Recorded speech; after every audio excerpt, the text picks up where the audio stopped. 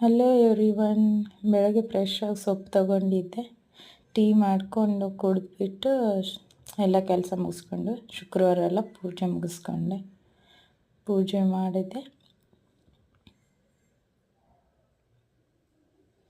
ಆಮೇಲೆ ಉಪವಾಸ ಇದ್ದೆ ಅಂಥೇಳಿ ಸಬ್ಬಸಿಗೆ ಅಂತಾರಲ್ಲ ಅದು ಮಾಡಿದ್ದೆ. ಅದಕ್ಕೆ ಹಸಿಮೆಣ್ಸಿನ್ಕಾಯಿ, ಒಂದು ಆಲೂಗಡ್ಡೆ ಹೆಚ್ಕೊಂಡು ಹಾಕಿ ಸಾಬೂದಾನ ನೆನೆಯಕ್ಕಿಟ್ಟಿದ್ದೆ. ಅದ್ರಾಗ ಸ್ವಲ್ಪ ಶೇಂಗಾದ ಪುಡಿ ಮತ್ತು ಉಪ್ಪು ಮಿಕ್ಸ್ ಮಾಡಿ ಅದೆಲ್ಲ ಹಾಕಿ ಒಗ್ಗರಣೆ ಕೊಟ್ಟೆ.